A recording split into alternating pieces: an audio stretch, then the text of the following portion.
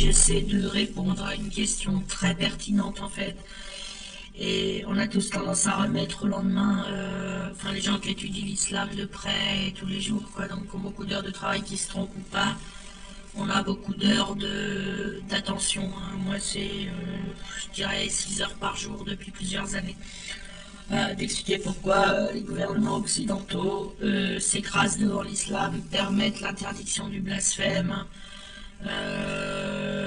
autorisent l'égorgement des gens qui blasphèment et égorgement ou mise à mort autrement par l'islam, des gens qui blasphèment ou des gens qui apostasient, etc.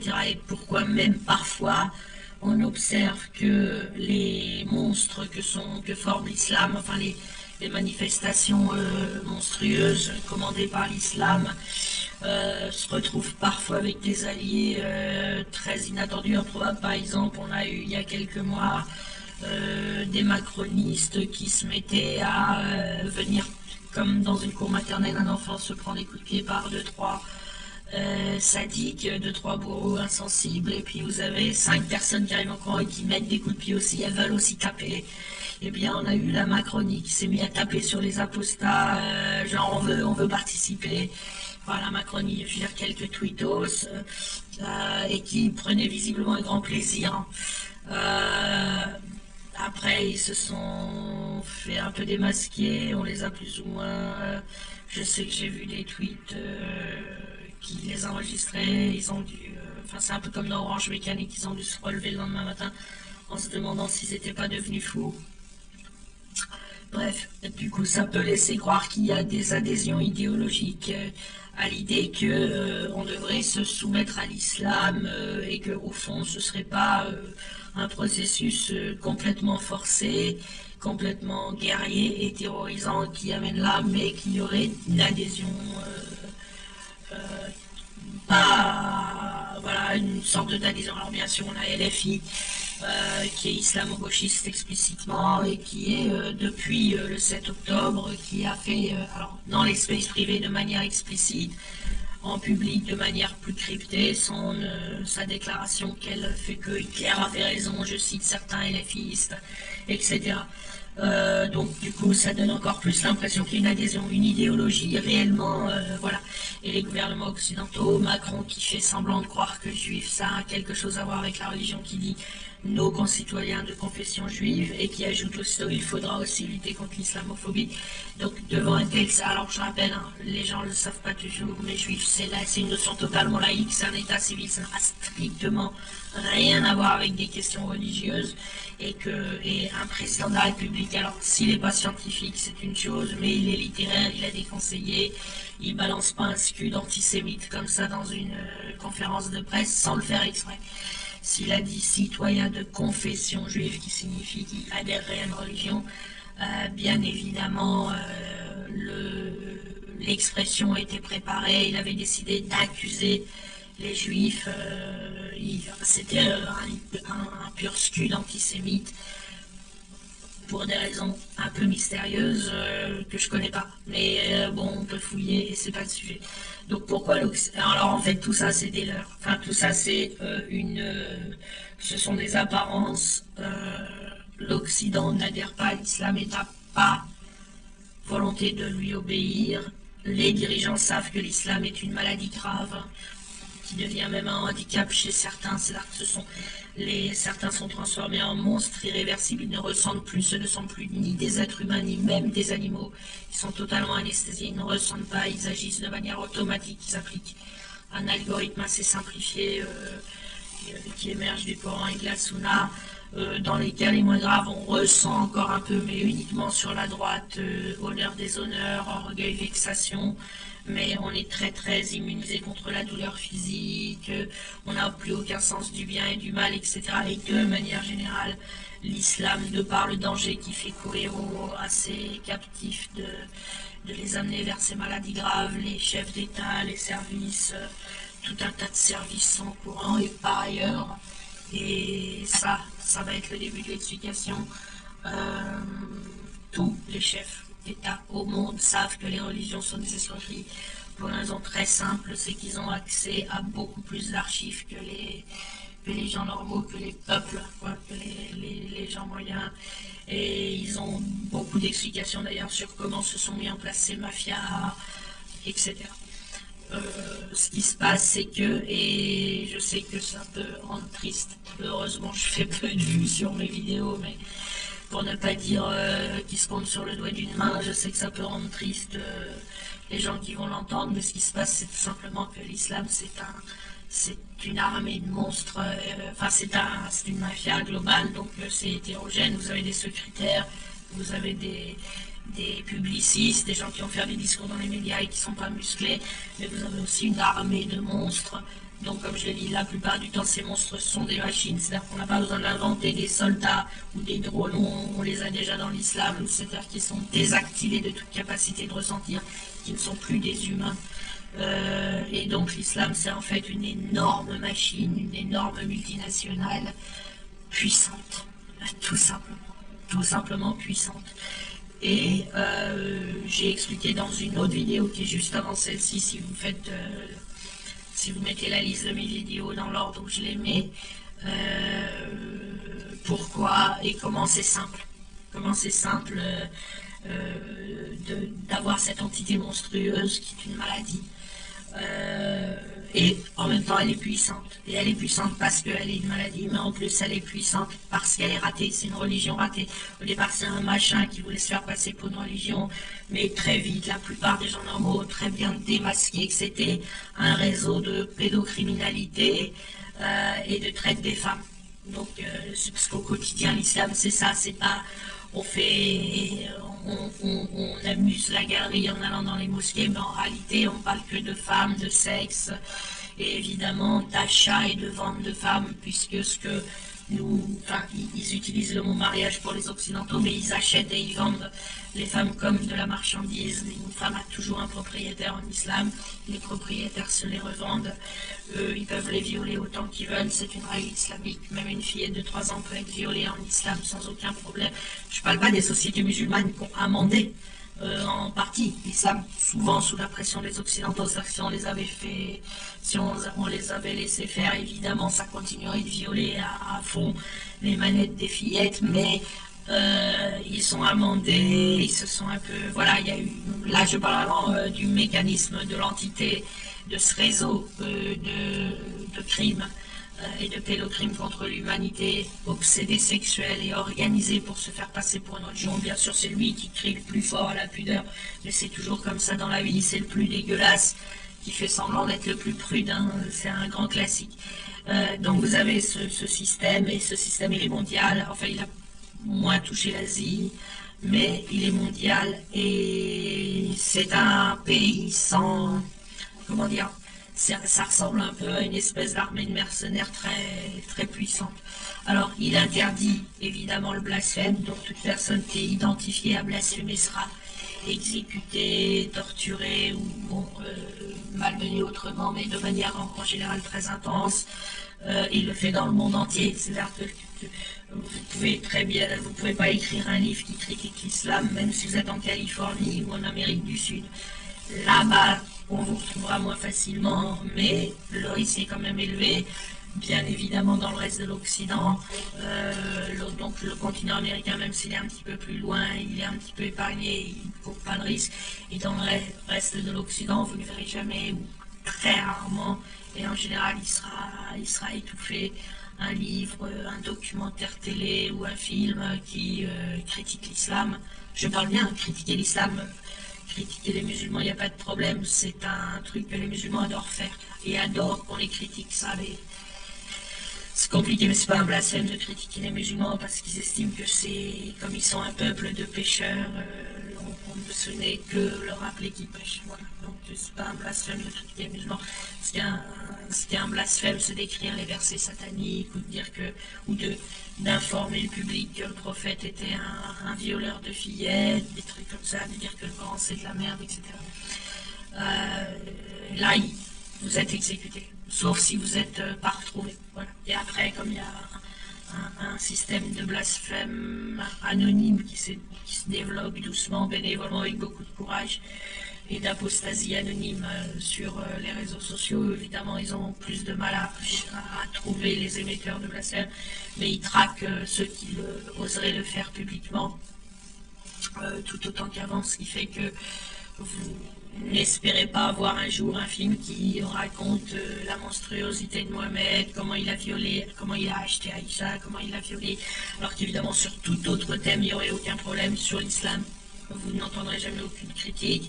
Les ministres de l'Éducation nationale et les commissions successives qui se sont succédées ont dit qu'on ne raconterait pas aux enfants que l'esclavage arabo-musulman a été un moment d'horreur absolue comme on n'a jamais vu dans l'histoire humaine, que le massacre de plusieurs centaines de millions quand même d'Indiens en Inde. Alors là, vous pouvez faire Gandhi, ça marche pas. Avec les Anglais, ça marchait bien sûr, parce que c'était des êtres humains les Anglais, mais la conquête islamique en Inde, ils pouvaient faire Gandhi autant qu'ils voulaient, ils se faisaient torturer, ils se faisaient tuer. Enfin bon, moi, les Indiens se sont fait massacrer quasiment sans se défendre. C'est pour ça qu'aujourd'hui, ils sont particulièrement peureux et particulièrement méfiants, et ils ressentent l'islam comme un danger. Ils ont les yeux ouverts. La Chine, idem, et la Chine a agi. Mais ça, c'est l'Asie qui a été touchée du panier, qui a été touchée puis qui a réagi. L'Occident, du coup, veut pas ça. Il veut pas, il a peur de perdre, et il a raison partiellement de se dire qu'il perdrait. Et alors, il y a deux autres raisons au fait que l'Occident ne se défende pas et reste apathique. Donc, là, j'insiste bien, c'est pas idéologique, c'est réellement mafieux. C'est-à-dire que vous avez, il y a une dizaine d'années, LFI qui a joué, enfin, entre il y a 10 ans et il y a 5 ans, LFI qui a joué un jeu dangereux. Aujourd'hui, ils ne peuvent plus en sortir. Vous ne savez plus si, par exemple, Alexis Corbière et puis sa copine, Rachel Garrido, ils sont capturés. Ils ont été réduits en esclavage. Donc, vous ne pouvez pas, moi j'aurais du mal à les imaginer sincères quand ils font une déclaration pro-islamique, parce que leurs copains de l'islam leur disent: si tu dis pas ci et ça à la télé, idem pour Zinem, idem pour un tas de gens, idem pour le numéro 2 d'un parti hollandais qui a été obligé de simuler en public une conversion à l'islam, etc. Vous avez des tas de gens comme ça qui sont capturés et forcés de faire la promotion de l'islam sous peine de voir leurs enfants brûlés vifs, des trucs comme ça. Donc on a déjà une forte infiltration mafieuse. Beaucoup de juges, beaucoup de flics sont réduits en esclavage par l'islam parce qu'ils n'ont pas bu des verres avec qui il fallait, qu'un jour ils se sont réveillés. L'islam leur a dit, enfin les représentants de l'islam avec qui côtoyaient leur a dit: voilà, tu vas t'écraser, puis tu vas faire la pub de l'islam, tu vas étouffer tous les dossiers. Donc c'est pour ça que déjà il y a une très forte impunité, que personne ne comprend. Quand vous avez un mec qui viole une fillette et puis qu'il prend 3 mois avec sursis, c'est très simple, juger et capturer. Voilà. Donc de toute façon, les pays occidentaux, il y a des services qui travaillent, ils galèrent, enfin c'est la merde. Vous avez des députés européens aussi qui sont capturés. Alors en plus, ils sont, comment dire, il y a un mot, je sais plus moi, ils sont compromis parce que l'islam leur verse du pognon pour faire qu'ils ne soient pas crédibles s'ils disent: ah mais on a menacé mes enfants et ça. Alors que c'est tout à fait possible que ce soit vrai. Ils font les deux, ils menacent les enfants de la personne capturée et puis ils lui versent du pognon sur son compte. L'islam, c'est l'organisation quasiment la plus riche du monde. On dit souvent c'est l'Amérique ou la Russie, mais l'islam à côté c'est bien plus puissant. Ça n'a pas la bombe atomique bien sûr, mais c'est un mécanisme, une multinationale bien plus puissante. Et là, la personne, elle se retrouve, comment dire, médiatiquement grillée parce qu'elle va dire, on dirait, elle sera dénoncée sur ce qu'elle a sur ses comptes et elle ne pourra plus dire: on menaçait mes enfants. Voilà. Et il y a deux autres, donc il y a ce problème, et il y en a un autre historique et important aussi, c'est que les religions, elles étaient inventées, en gros, je simplifie, elles ont été inventées pour payer les travailleurs en monnaie paradis. C'est-à-dire que les religions, grosso modo, si je simplifie, même si elles cachent ça sous de l'enfumage et de la déco, elles vous disent que les pauvres iront au paradis et que les riches iront en enfer, et ce qui permet, si vous voulez, de dire à des gens qui ont des vies de merde, t'inquiète, t'achètes ta place au paradis. Et ça a extrêmement bien marché. Donc, en faisant ça, en prenant la marque Dieu, parce que si vous voulez parler de ce qui se passe après la vie, c'est là d'ailleurs où elles sont démasquées par les gens intelligents, mais hélas, tout le monde ne l'est pas. C'est que il n'y a pas besoin, pour parler de ce qui se passe après la vie, de sonner directement la porte de Dieu. Dieu, il est au-dessus de tout, et si vous voulez, bon, ce qui se passe après la mort, certes, ce n'est pas ce qu'il y a dans la vie, mais c'est autre chose. Cette autre chose, il est au même niveau que la vie, si vous voulez.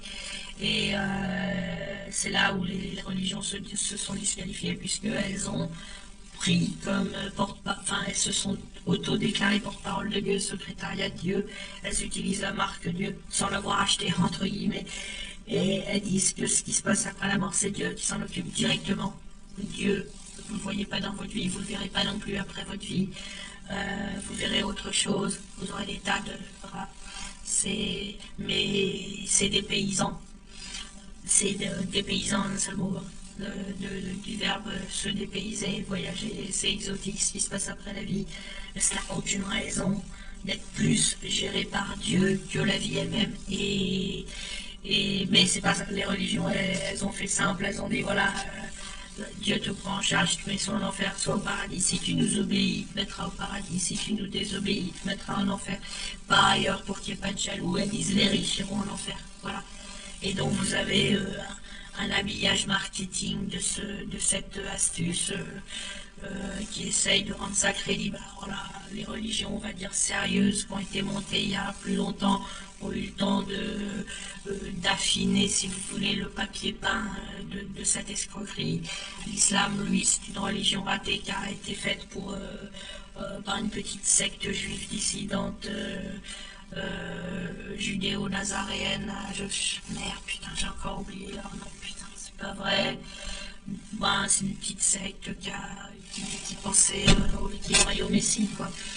Et en plus, c'est assez compliqué parce qu'il y a eu plein de groupes, plein de mouvements dissidents, mais bon, il y en a une qui a donné les inventeurs du Coran. Alors, il y avait un guerrier qui s'appelait Mohamed, mais c'est pas du tout à la Mecque, hein, c'était 2000 km plus haut, au nord. Et ils ont inventé toutes ces histoires pour galvaniser les guerriers. Et dans l'autre vidéo, j'explique qu'ils se sont un peu marrés en le faisant, et ça se voit dans le Coran, puisque le Coran est saboté en quelque sorte. C'est-à-dire qu'il y a une volonté que ce soit théoriquement une arnaque provisoire. En gros, ils avaient dit, oui, non, mais on dit des conneries, mais il faut pas abuser, quoi. Et le problème, c'est que le relais ensuite a été pris, beaucoup de documents ont été cachés, mais ils existent aujourd'hui, donc les chefs de gouvernement, les chefs d'État les connaissent. Et l'idée, c'est que, pour eux, premièrement, faire apostasier les musulmans, c'est difficile. Mais l'idée qu'ils ont est exagérée.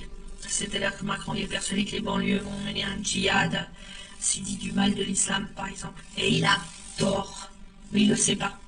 Alors il tremble, il pisse dans son froc, il compose, et puis surtout, et là c'est pas Macron, c'est la plupart du personnel politique, Chirac était d'ailleurs déjà dans cette situation, sont absolument persuadés, et Erdogan l'a dit le 5 janvier 2018, clairement, quand il a dit à Macron qu'il était athée, et que seuls les petites gens étaient stupides au point de croire en religion, mais que c'était nécessaire pour la paix sociale.